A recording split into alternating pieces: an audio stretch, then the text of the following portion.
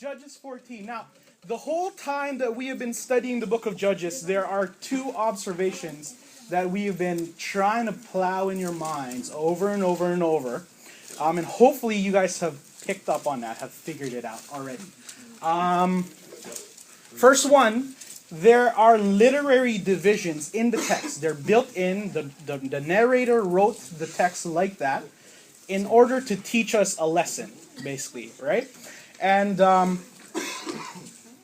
what we end up with then are a group of cycles, right? So we've used that word before. We have cycles that show us different stories of the different judges. And there's one particular phrase that we have seen over and over start these cycles. And Israel did the evil in sight of the Lord. That is right. Israel did what was evil in the sight of God. I think you can get a cookie if you want. No, I already have. Okay. All right. So we have these cycles going on. Israel did what was evil in the sight of the Lord. This phrase here is used to basically divide up all of these stories. So it makes it easier for us to read and understand it, right? But that's only the one observation. Obviously, the second observation is that even though each of these cycles, they have things that are common about them, right? We'll get to that in a sec. They have things that are common about them. There is also this sense where there's a progression. Or maybe I should say there's a regression into apostasy, into sin, right? We had one word also to describe that. Can anyone give me that word? Who said that? Rob got it. You want a cookie? I should have brought something else. It's all good. Right, so we have the cycles of the judges, and we have the Canaanization, which is what's different about each cycle. Right? Something happened, though, in the last cycle. Something extra or something momentous. Again, not really the best word for it, because it's something bad, right? But something happened in the last cycle, in the Jephthah cycle, that was of note. Can anyone tell me what that was? He sacrificed. Yeah, when he sacrificed. No. Yes. They worshipped all seven gods, so that shows that they were like at the bottom. They couldn't get any lower. Yeah. And then they rose up their own judge. God didn't raise up the judge for them. All right. So at the bottom, they're rock bottom, right? This is the worst that they could possibly get. This is the completion of their Canaanization, basically, right? Now, here's the thing. We need to also remember that while in the last cycle, Jephthah, the people's Canaanization was complete, there's a similar cycle that was kind of going on with the judges as well, right? These judges, despite being the people that God has chosen, and I know, yes, they rose up Jephthah for themselves, but God is sovereign, especially as we will learn today. He has his own purposes, right, that no matter what we do, we really cannot contend with, right? But despite their being the chosen objects of, the chosen agents of deliverance by God, they are themselves becoming more and more Canaanized, right? Last one, and you know what? I'm gonna give a good prize for this one. Not the big what do you call this? Candy cane, yeah. Something good from chapters. Okay. Something good but cheap from chapters. Can anyone name me the three judges, basically, that were good? The first three judges. Gideon, Barak, and no. Sorry, you're wrong already. Okay, fine. Just the first judge. Hint. Deborah? This is... Hint. Here's a hint. He is the judge that Jay called the poet, the warrior poet. Yes. Oh, come on. Huh? Well, it's too bad for you. I'm pretty sure you're supposed to read Judges anyway. Caleb. Yes, D. Caleb. No. Caleb was his father-in-law. That's why he was the warrior. That's why he was a warrior poet, because he married Caleb's daughter after Caleb said, "You guys gonna whoever takes over this land, kill those people." We'll get. Ehud. Othniel, that's it. I said that. it. I said that. He said it. Really? You pronounced it a little weird though. You gonna vouch for that? All right, okay. Othniel, okay. Who said it? Well, I'm gonna bring the prize next week, and you guys can decide who gets it among. All right, so we had Othniel, who was the first judge. All right, guys. We had Othniel, the first judge. Ehud and Shamgar were right after him, and these three were your just basic judges, right? They were all right. There was a problem. God raised them up. They took care of it. That was done. All right. After them, we had Barak and Deborah, who were kind of a team, right? But there was a problem with them. Barak basically was trying to manipulate God, right? He goes to Deborah. He's like, I'm not going to go into battle unless you come with me, right? So that, can't get into the details right now, but that's basically him trying to manipulate God's presence with him in battle. And the result of that, a little bad, not great, not amazing, not horrific, though, in light of the things that we see later on. But as a result of that, though, he loses the glory of the battle, right? So he doesn't get to partake in the victory of killing. You guys remember the fat guy? Say again? Cicero. No, I'm thinking. No, that's Ehud. I forget the other one. No, yeah, sorry. The Eglon is the fat guy. Cicero is the one. Okay, that's right. Cicero. Cool. All right. After Deborah and Barak, though, we had Gideon, who was basically just this big wuss, right? He was called by God. First of all, he was hiding in a wine press when he was called by God. Second of all, he asked God for a whole bunch of signs before he would even believe that he really was the chosen deliverer of Israel. And then, when he was asked to do something by God to destroy the Baals and the Asheroths, he did it at night for fear of the people around him, right? And yet, so again, getting worse, and yet, he was part of basically probably one of the best victories in this until Samson. One of the best victories so far, in that he killed a whole army with 300 men, right? So yet that's what God did through him. But then after that, he created an ephod of himself, and he led people astray as a result of that, right? So Gideon brings us to the last judge, Jephthah. Jephthah is just tragic, just tragic, right? He was about to go out. He's about to win the victory, putting his faith in God. But then he makes this tragic vow: I will sacrifice as a burnt offering anyone who who comes to the first person who comes to meet me when I arrive home. And it just so happens it's his daughter. And he does what he has to do. Then he goes and fights the Ephraimites, kills 42,000 of them.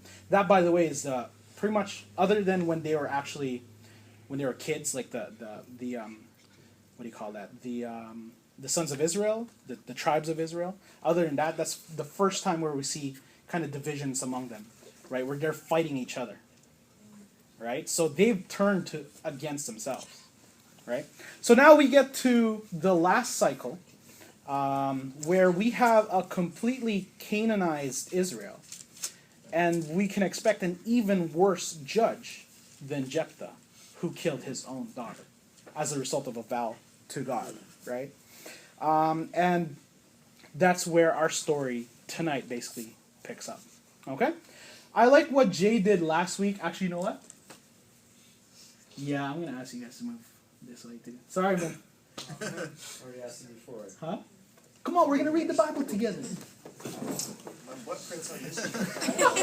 My footprint. Yeah, sorry. I like what Jay did last week, which was everyone read one verse at a time. And basically, I'll just stop you anytime I need to, okay? So who can't do that right now? Meaning, who doesn't have a Bible? Hmm? Can you grab one? I don't know how to read. Everyone good? Everyone has a Bible? Okay? So same thing. What are you doing, man? So same thing. We have 3 rows. Let's start in the back row this way. Go in, and then front row. Okay? We're going to start on 13, verse 25. Chapter 13, verse 25. 13:25? Yeah. All right? We have a crazy long passage tonight, guys, so let's get through it. I'm going to plow through the exegesis part just so we can get into the application point right away, all right? So again, read until I stop you, okay? 1 verse at a time. So, Scott, you want to start us off with 13:25? Sure. And the Spirit of the Lord began to stir in him in Mahanadan, between Zorah and Eshtaol. Okay. And Samson went down to Timnath and saw a woman in Timnath of the daughters of the Philistines. Then he came up and told his father and mother, I saw one of the daughters of the Philistines at Timnath. Now get her for me as my wife.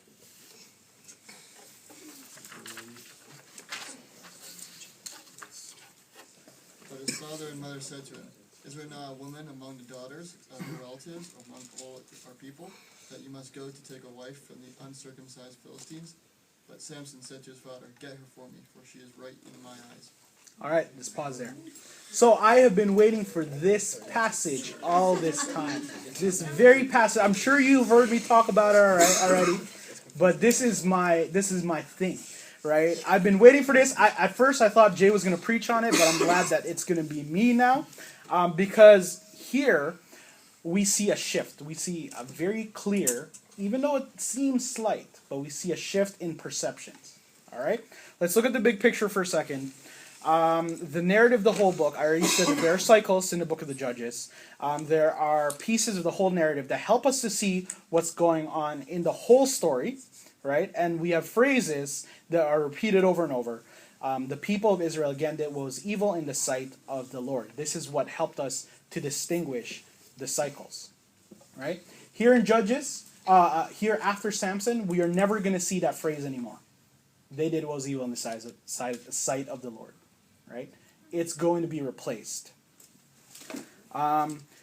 This little phrase that Samson utters, she is right in my eyes. It's not just something that he said randomly. The author, the narrator, is trying to tell us that this is something that's going to affect the whole of Israel altogether. In fact, at the end of the book, this is the verse that closes it off.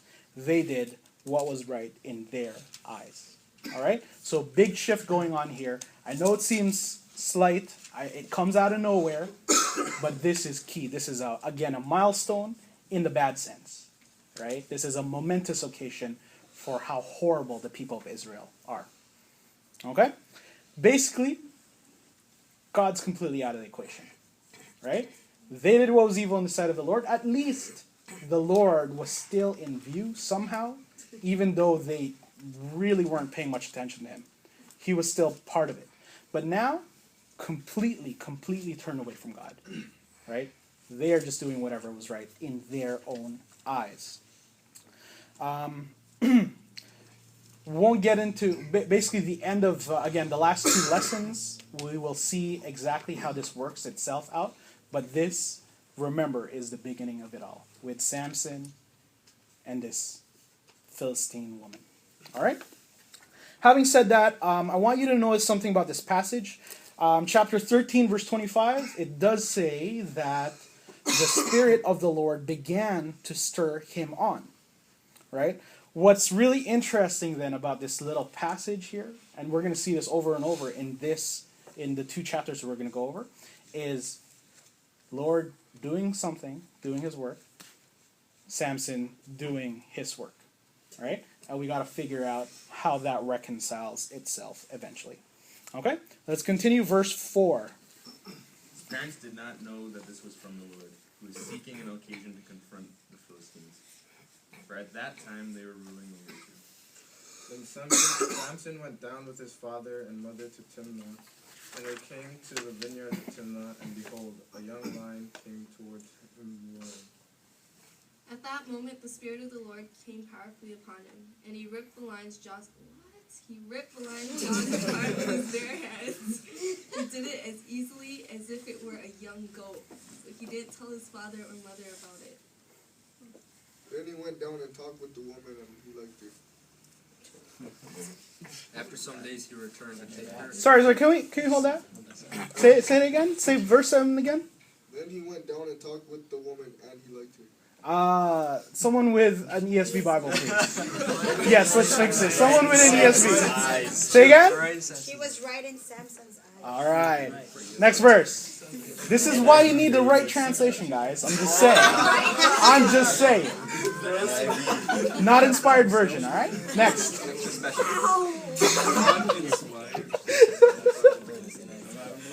All right, next verse, verse 8. Some days he returned to take her, and he turned aside to see the carcass of the lion, and behold, there was a swarm of bees in the body of the lion and honey. He scraped it out into his hands and went on, eating as he went. And he came to his father and mother and gave some to them, and they ate. But he did not tell them that he had scraped the honey from the carcass of the lion. All right, let's pause there. Okay, let's get over the nastiness of it, but let's understand what's going on here first, okay? Now, Jay basically just kind of glossed over it because he really wasn't talking about Samson last week. But when the Lord, the angel of the Lord, or the messenger of the Lord, came to Manoah's wife, who is Samson's mother, who, by the way, isn't named at all, right? He gave specific instructions to her about Samson. All right? Judges 13, 2-5. Can someone just quickly read that out loud? Actually, you know what? You guys turn to Numbers 6, verses 1-8. I'm going to read Judges 13, 2-5. Okay? There was a certain man of Zorah of the tribe of Danites whose name was Manoah, and his wife was barren and had no children. And the angel of the Lord appeared to the woman and said to her, Behold, you are barren and have not borne children, but you shall conceive and bear a son. Therefore be careful and drink no wine or strong drink, and eat nothing unclean. For behold, you shall conceive and bear a son.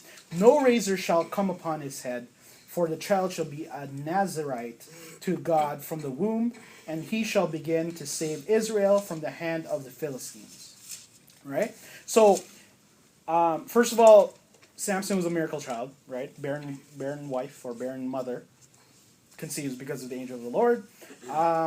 But in addition to that, Samson is supposed to be a Nazarite. Okay? He gives us, or Judges gives us one description of it, but we need to look at number 6 to see the full description of it, to see why that matters to what we just read. Okay? So, someone with a good big voice to read 1-8. Sorry, 6, number 6, 1-8. And the Lord spoke to Moses, saying, Speak to the people of Israel and say to them, when either a man or a woman makes a special vow, the vow of a Nazarite, to separate himself to the Lord, he shall separate himself from wine and strong drink. He shall drink no vinegar made from wine or strong drink, and shall not drink any juice of grapes, or eat grapes fresh or dried. All the days of his separation he shall eat nothing that is produced by the grapevine, not even the seeds of the skins. All the days of his vow of separation no razor shall touch his head, until the time is completed for which he separates himself to the Lord. He shall be holy. He shall let the locks of hair of his head grow long. All the days that he separates himself to the Lord, he shall not go near a dead body, not even for his father or for his mother, for brother or sister. If they die, shall he make himself unclean, because his separation to God is on his head. All the days of his separation he shall be holy, or he is holy to the Lord. All right. So, you can see the problem now, right? This, sorry? Does that include dead lions? Yes, basically. In general, dead things are already unclean to Israelites. All right, that is a testimony from all of the whole law. Right, this is something else in particular about Nazarites that they've added on. Okay, I don't know why Judges omits it. I don't know. I don't get it. I think it's just because once they said Nazarite, people knew what it meant. right? But this thing about dead bodies, that's a pretty serious matter in terms of Nazarites, although not super serious. All right. Here in this last passage that we just read, obviously by killing the lion, he became ritually unclean, right? He goes to deceive his parent, not deceive, but he keeps that fact from his parents, right? Basically, doesn't tell them, and I mean this is something that's argued about by commentaries and stuff, and they have big elaborate explanations about it. But honestly, I think he doesn't tell them just pretty much for the same reason that I don't tell my dad that, if I get a speeding ticket or something, right? Because I don't want to get nagged. Basically, I don't get the lecture, right? Can you just imagine this Nazarite vow? I mean, that's a whole lot of information, or that's a whole lot of things that he needs to abstain from. Do you think this is the first time he's ever come across a dead animal? Right? You think he might have come across a dead bird sometime in his life? Right? So I think that he keeps this fact or this thing that happened from his parents because he remembered the time when he was 8 years old and he found this dead bird, brought it to his parents, and they were like, "Oh no, you're a Nazarite. You're not supposed to do that." All right? And the thing is, as I said, having contact with something dead isn't such a horrible thing for Nazarites because there is a way to basically become clean again after that happened, right? The thing is, it takes time, right? So we start reading at Numbers 6, verse 8. Here's the next part. "And if any man dies very suddenly beside him, and he defiles his consecrated head, then he shall shave his head on the day of his cleansing. On the 7th day he shall shave it. Verse 10, "On the 8th day he shall bring 2 turtle doves and 2 pigeons to the priest to the entrance of the tent of meeting." So there is this ritual that he would have had to go through had he told his parents, right? And I can just imagine Samson killing this lion, oh my gosh, I just killed a lion, and then realizing, oh my goodness, that means I'm going to have to shave my head again, go to the priest, and this whole 7-day thing that I have to go through to make myself clean again, right? He basically did not care for his Nazarite vow, and here, just by the simple omission of this thing that he did to his parents, I think it's very clear that that's what it's teaching, all right? Furthermore, later on in the passage, for some reason, he comes back after he gets his wife, he comes back. No reason given, right? I think he was just, he's just amazed that he killed a lion. Goes and sees it. Lion has decomposed, not decomposed, the lion has dried up apparently, and bees have come in, and they produce some honey. So he likes honey, picks some up, takes a bite, right? Goes even further, right? Didn't just touch the lion, the dead thing. He goes and eats it too. Now, I know Jesus says nothing that comes into the mouth makes you unclean, right? But this is on this side before the cross. Okay? Anyway, worst of all, he goes and brings it to his parents, right? So over and over here in this part, we see Samson just completely disregarding his status, right? His calling from God.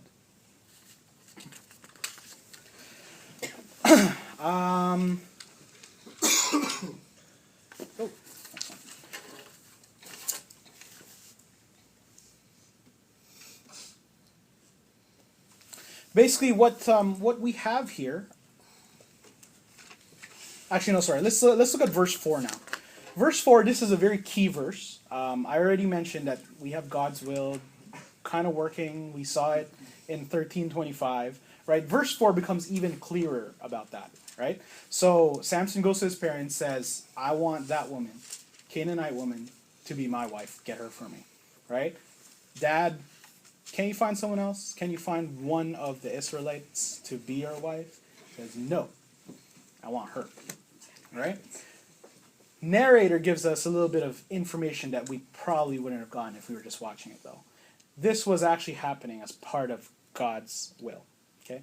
Now, I don't know about you, but I have a little bit of a problem with that. All right? A little bit of a problem. Because basically what we have here is God willing his chosen person to do something that he wasn't supposed to. Right? Anyone else? We already dealt with it 2 weeks ago, right? When I brought up the point that Jephthah was stirred on by the Spirit of the Lord when he made this vow about someone. Right? So this question, really, we need to kind of struggle with a bit.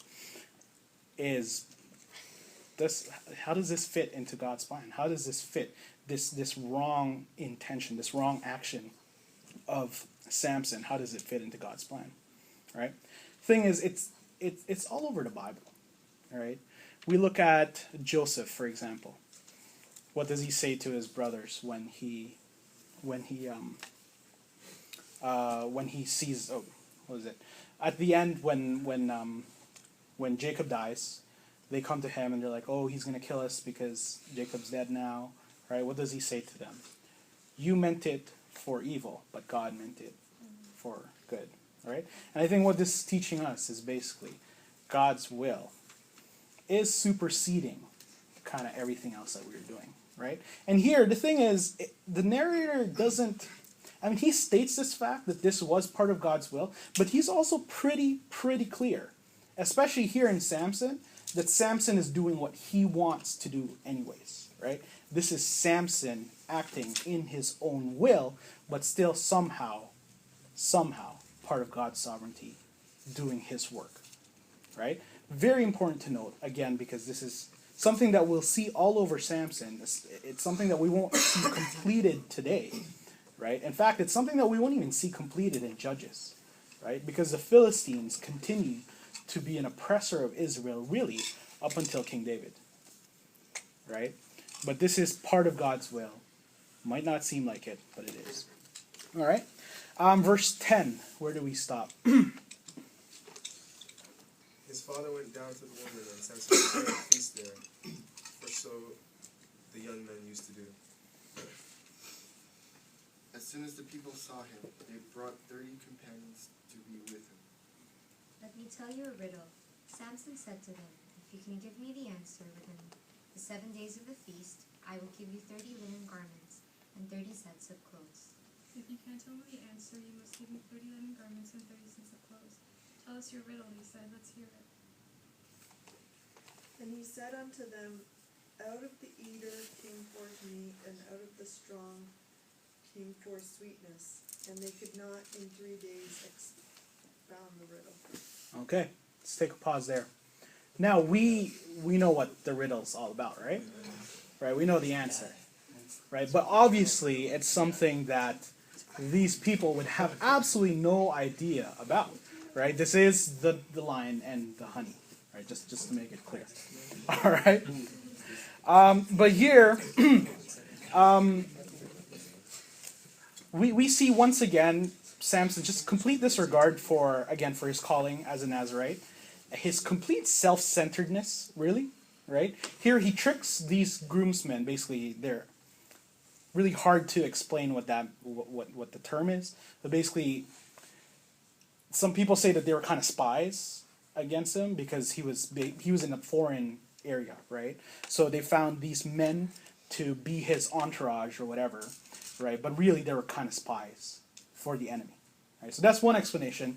I don't think it's a big deal. It's just these were the guys who were going to celebrate with him, who were going to have the feast with him. And by the way, that feast, this marriage feast, the word behind it actually means kind of this 7-day celebration that they spend in marriage.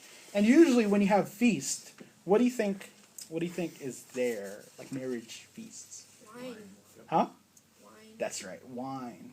Right? So, the two things that this riddle tells us, first of all, he was into it, right? He was enjoying himself, right? He's part of the party, and most likely, given everything else that we know, so it doesn't say it specifically, but given everything else that we know about Samson, he most likely drank, right? Part of Nazirite vow. The other thing is, not only does he not care about the fact that he had killed a lion, but he's actually making fun of it now. Right? He's using it to deceive others and to just get his own enjoyment, even profit from it, right? So, really big issues that we see in Samson's life. Verse 15. On the fourth day, they said to Samson's wife, "Entice your husband to tell us a riddle, lest we burn you and your father's house with fire. Have you invited us here to impoverish us?" And Samson's wife threw herself on him, sobbing, "You hate me. You don't really love me. You've given my people a riddle, but you haven't told me the answer." "I haven't even explained it to my father and mother," he replied, "so why should I explain it to you?" She cried the whole 7 days of the feast. So on the seventh day he finally told her, because she continued to press him. She in turn explained the riddle to her people. Oh, sorry. And the men of the city said to him on the seventh day before the sun went down, "What is sweeter than honey? What is stronger than a lion?" And he said to them, "If you had not plowed with my heifer, you would not have found out my riddle." The Spirit of the Lord. Oh, sorry. Oops. Yeah, my bad. All right, so two things that we need to see here. First of all, these Philistines were pretty brutal, right? They can't figure out the riddle. They are at a loss. They're going to lose some clothes, basically. And because of that, they threaten his wife, or Samson's wife, to kill her, right? Pretty brutal people. Keep this in mind as we continue reading the story, because that becomes even more important later on. Okay. Second thing. So sorry, this doesn't really do anything to our points tonight. These are things you really need to keep in mind. First thing for our story later. This second thing, keep this in mind, obviously, for next week, right? Because we all know what comes next week, right? Here we see that Samson is pretty much putty in the hands of a woman. That was really bad. Right? Okay, I know it's a long time. I don't know if a lot of us can put up with that. But put him up against a woman, and Samson will tell anything. Right?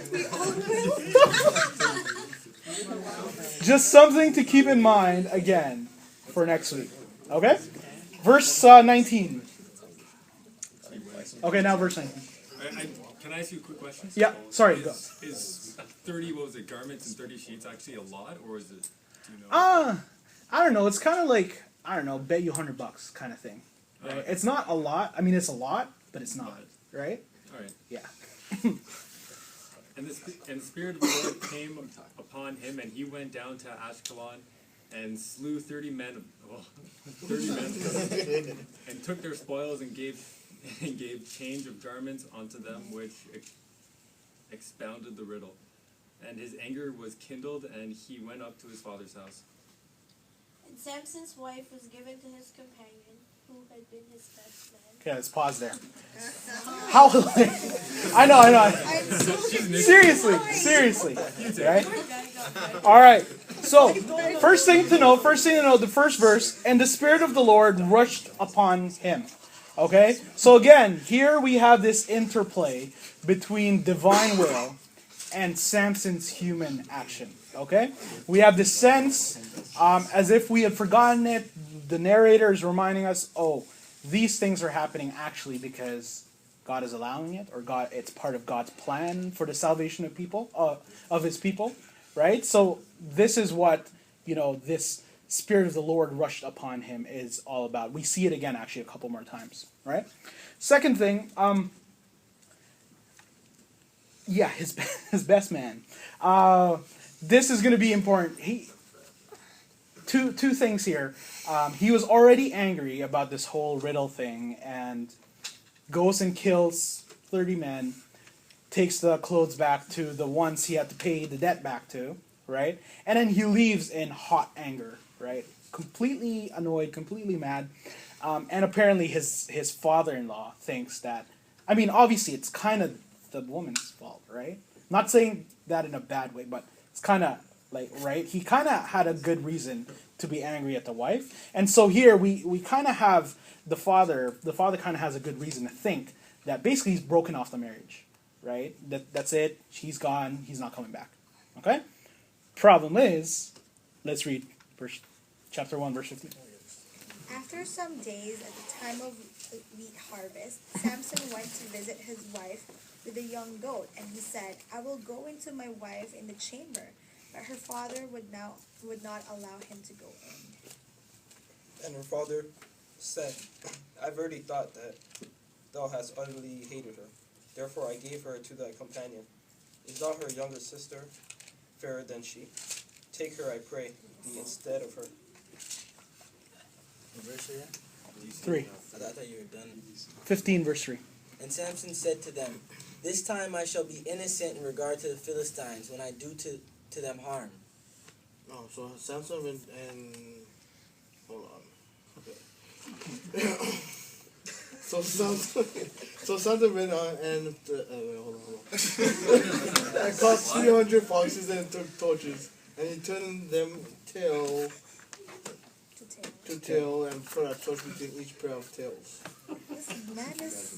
And when he had set fire to the torches, he let the foxes go into the standing grain of the Philistines and set fire to the stacked grain and the standing grain, as well as the olive orchards. All right, let's pause there. That's a major troll. All right, first of all, first thing. Again, I'm really building for you a case against Samson here. All right, I'm just trying to show you how horrible a person this guy is, and understand that this is the only reason why I'm pointing this out. What he says to his father-in-law when he comes back. The best rendition that I have of that into our English, of the words that I can use in church, is, "Where's my wife? I'm going to go sex her up right now." Right? Again, using the words that we can use in church. But that is basically the force. Huh? I know, I was kind of... But Jay's not here, so it's all good. Right?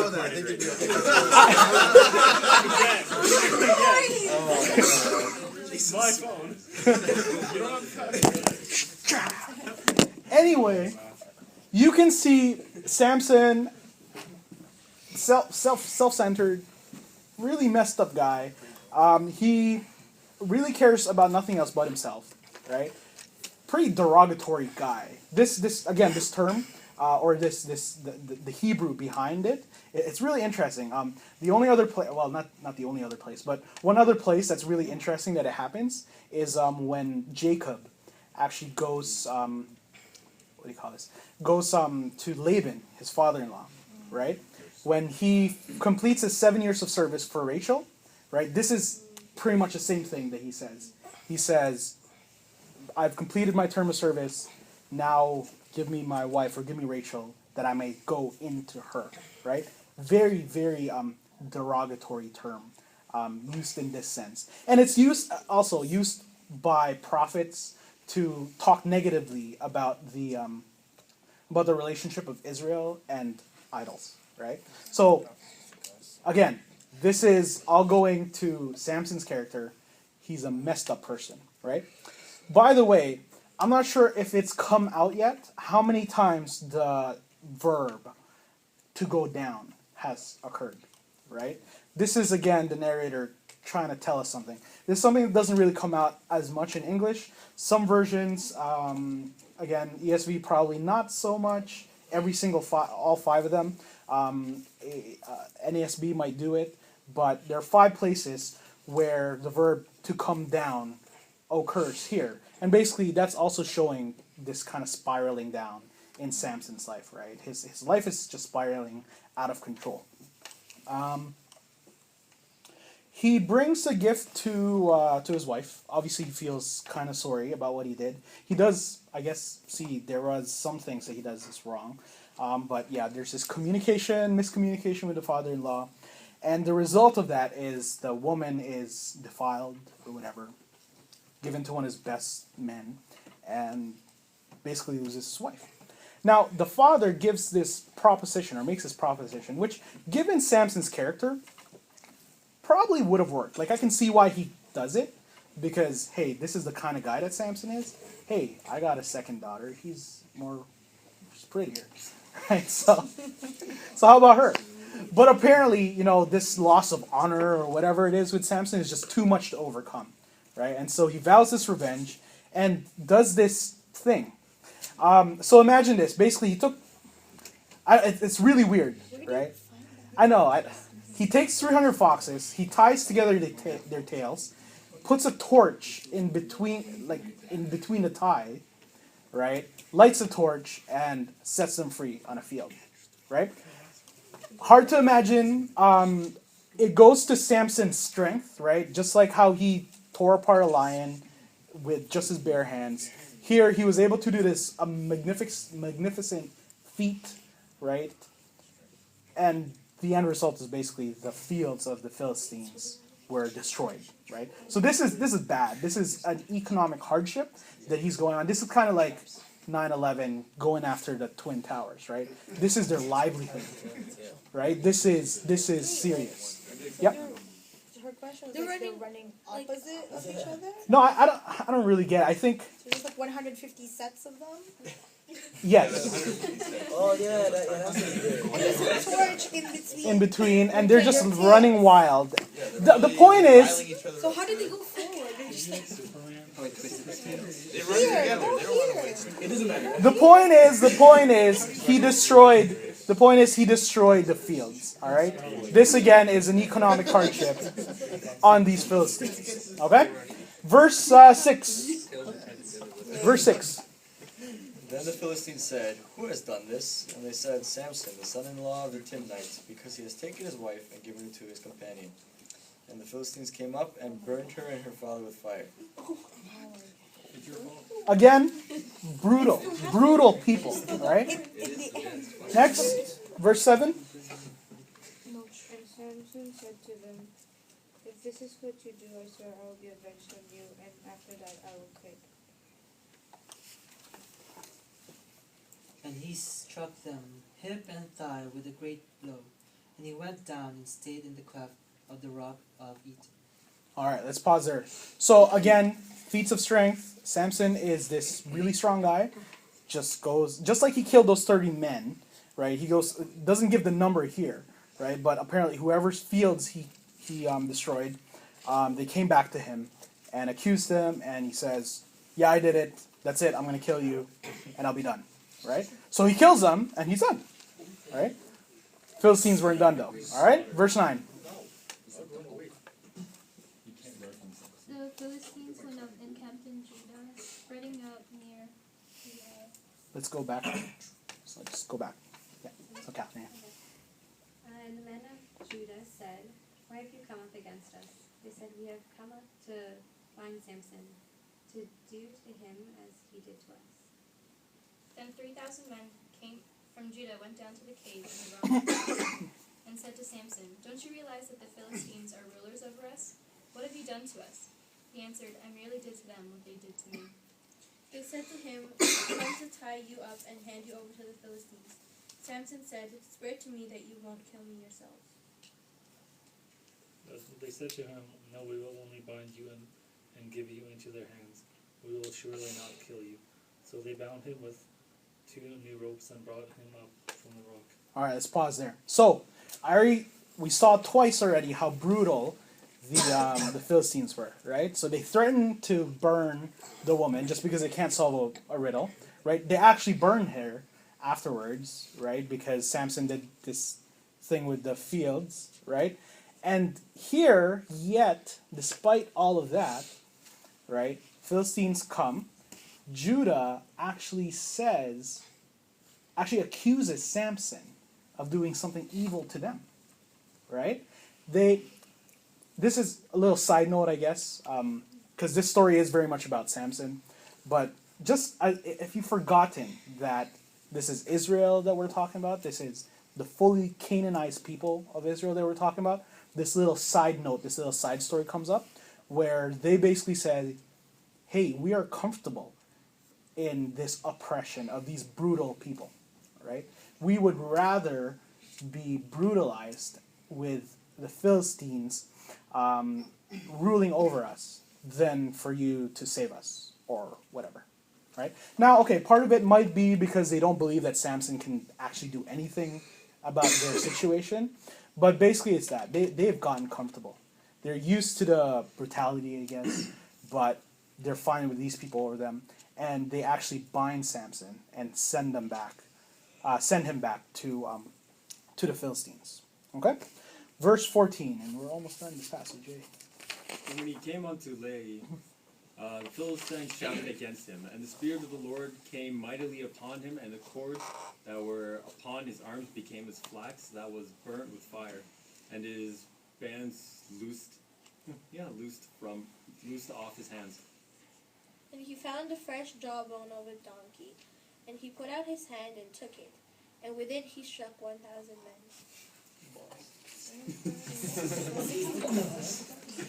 Okay, and with the jawbone of a donkey, heaps upon heaps, with the jawbone of a donkey have I struck down 1,000 men. And it came to pass, when he had made an end of speaking, that he cast away the jawbone out of his hand, and called that place Ramethali. Okay, let's pause there for a sec. So jawbone of donkey?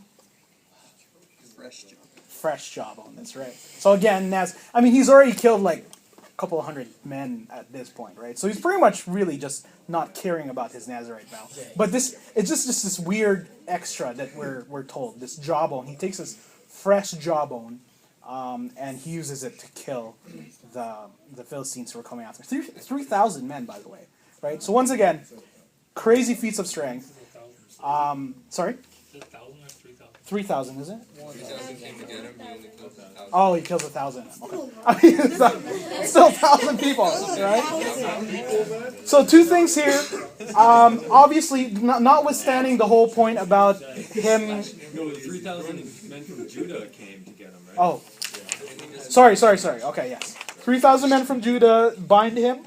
He kills 1,000 Philistines. Because the 3,000 men. Okay, stop saying Salad. All right.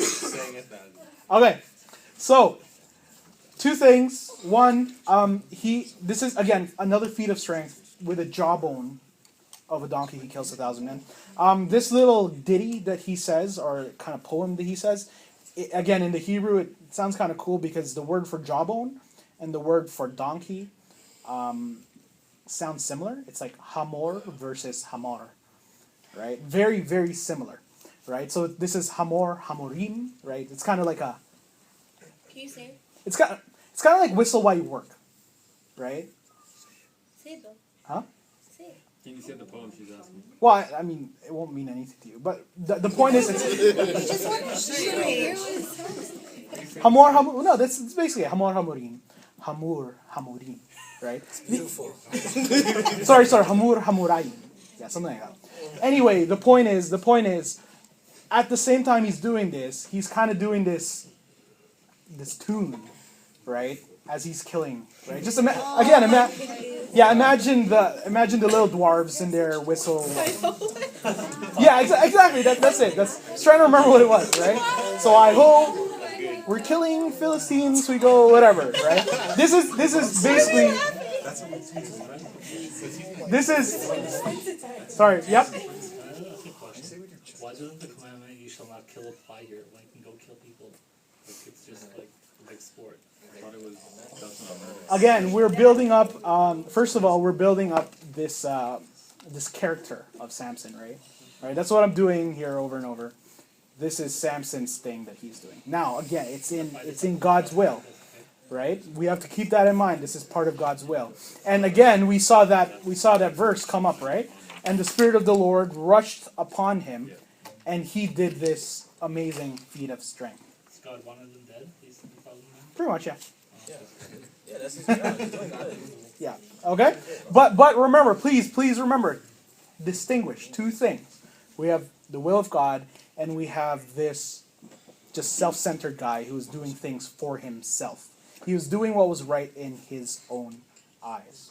Okay. Last two verses. Okay.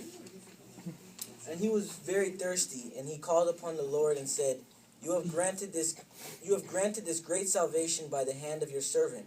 And shall I now die of thirst and fall into the hands of the uncircumcised? And God split open the hollow place that is at Lehi, and water came out from it. And when he drank, his spirit returned, and he revived. Therefore the name of it was called En-Hakkor. And he judged. I'm not done. Just sort of pause. Like is at Lahai to this day. Okay, I'm done now. He judged Israel in the days of the Philistines 20 years. All right, so as if everything that we had already read about Samson wasn't bad enough, right? Here, he shows some pretty good theology going on. Wouldn't you say? Right? He goes to God and he says, he calls God by his name, that word Lord, right? Whenever you see that with uppercase O-R-D, right, that is the personal name of God, Yahweh. He calls to God, he says, you have granted this great deliverance, right, or you have granted this great salvation by the hand of your servant. So, he recognizes that it's God working in him, right, to have done this, right? And then he complains. And shall I now die of thirst and fall into the hands of the uncircumcised, right? Here's the crazy thing. God actually answers them, right? And if you notice here, and God split open the hollow place that is at Lahai. The narrator at this point can't even believe it himself that God actually answers, right? He's like, oh, I'm going to use the word Elohim, which is the word for God here, not the name Yahweh, because I'm not sure exactly what went on here, right? Can't believe God actually answers him, right? As if things weren't bad enough, everything that Samson was doing, he was not doing out of ignorance. It's not as if he didn't know he was a Nazarite. It's not as if he didn't know what he was supposed to do as a Nazarite. Likely, he probably knew his calling, right? So if you turn back to 13 verse, I read this to you, didn't I? 13 verse 4, right? No razor shall come upon his head, for the child shall be a Nazarite, and he shall begin to save Israel from the hand of the Philistines. Do you think that maybe his mom said this to him at one point during his life, right? He knew what he was supposed to do. And apparently, one of Jay's points last week was basically Manoah and his wife were Canaanized people, of course. They barely knew anything about God. Apparently, they learned a little bit more about God, about Yahweh, over the years, right? And here, at the end of this passage that we have Samson repeating some pretty good theology, true things about the Lord. And yet, all of this had happened. And we still have one whole chapter left to look at his life, right? Samson is just this completely self-centered person, once again. All right? Two things we need to learn about Samson's story, or two things we need to note, and two ways that we can apply this story to our lives. First of all, God is always stronger. Right? Always stronger. Samson is the strongest judge so far that we have seen. Right? Would you guys agree? All right, we had Gideon, who had 300 men, slew those thousands of people. But here, Samson is doing it by himself with a jawbone of a donkey. Right? He has the most potential possible. I kind of imagine Rambo when I think of Samson. Right? I mean, long hair and everything, right? But this guy is all that. He is the man's man. He takes care of business. Problem is, he is doing it for himself. We saw it over and over. He just completely defies customs. He defies his own Nazarite vow. He defies his parents' custom, right? His parents were supposed to choose a wife for him. He chooses one for himself, right? He touches dead animals when he's not supposed to. He is basically just completely ignoring this calling that, again, as we saw, he really should have known about. In fact, he knew about it, and he completely ignored it. Right?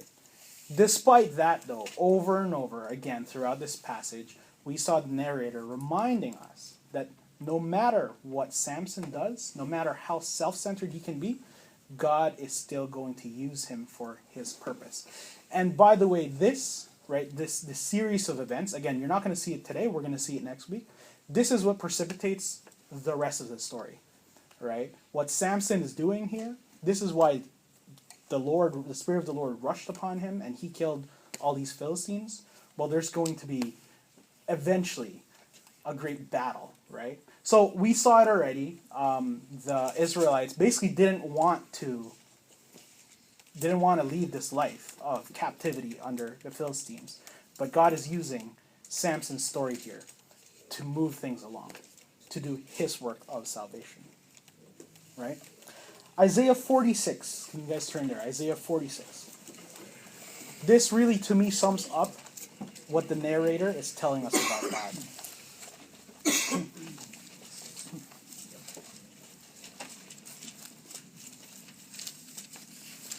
Starting in verse 8. Remember this and stand firm. Recall it to mind, you transgressors. Remember the former things of old, for I am God. There is no other.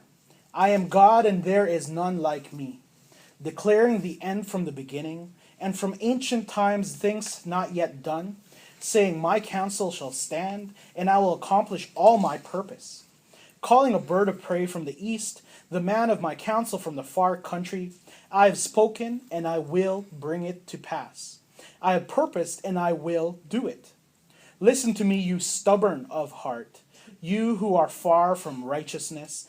I will bring near my righteousness. It is not far off, and my salvation will not delay.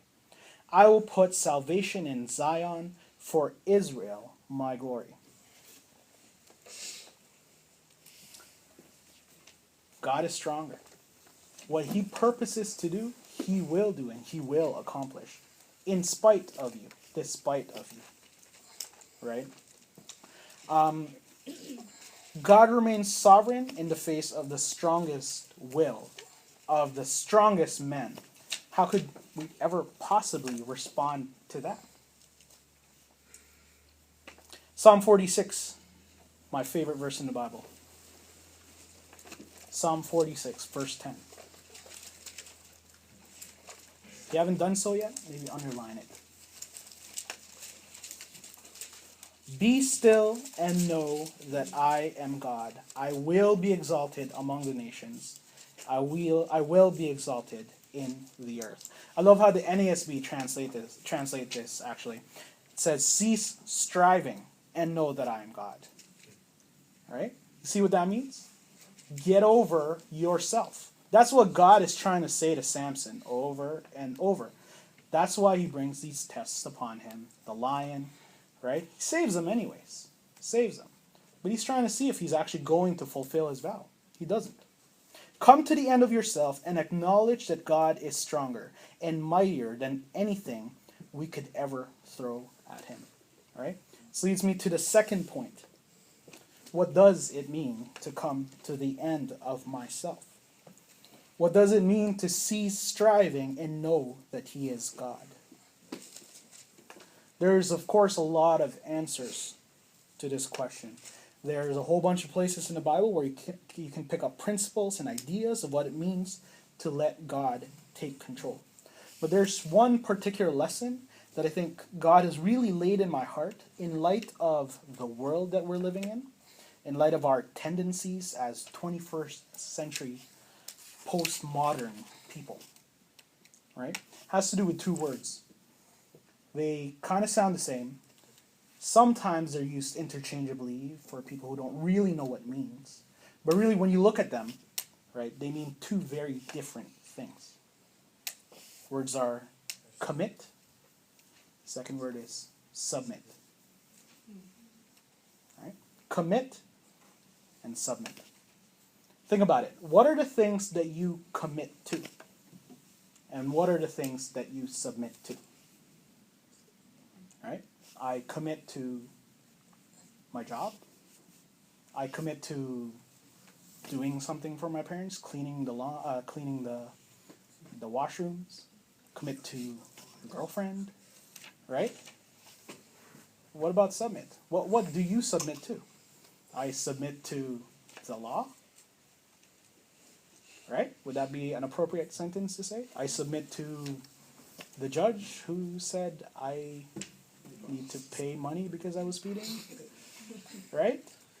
Very big difference between these two words. When we commit something, we retain the right to uncommit to it, right? We retain the right to break that commitment. That's not the same with submitting. You submit to something, that's it. You give up all control. Problem is, in churches today, even this very room, we are full of people who are just committed to God and who have not submitted to Him. Think about these verses. John 14:15. You don't have to turn there. This is Jesus speaking, of course. He says, "If you love me, you will obey my commandments." Pretty straightforward, right? You don't need to take a hermeneutics class to interpret that properly. If you love me, you will obey my commandments. 1 John 2. I was just translating it today. It's really cool. Kind of a confirmation that this is exactly what I was talking about. I wasn't planning to do any Greek translation today, but I just came across this. 1 John chapter 2, verse 3. "And by this we know that we have come to know him, if we keep his commandments. Whoever says, 'I know him,' but does not keep his commandments, is a liar, and the truth is not in him. But whoever keeps his word, in him truly the love of God is perfected. By this we may know that we are in him. Whoever says he abides in him ought to work in the same way in which he walked." Have you submitted to Jesus? Are you obeying his commandments? Are you holding out on something? Right? Maybe there's something in your life that you've just committed yourself to God about instead of submitting to him. If that's the case, learn this lesson from Samson. God is stronger. He will accomplish his purpose with or without us, no matter what. But remember this, his purpose is for our salvation anyway. Right? The chief end of man is to glorify God. Right? But what's added to that? To enjoy him. To enjoy him forever. Right? This is a two-way street. And we saw this in the 1 John passage. But whoever keeps his word, in him truly the love of God is perfected. There is good in submitting as well. This is where we are supposed to be. So I want to close with Psalm 16. Psalm 16. You know what? Let's stand and let's read this whole thing.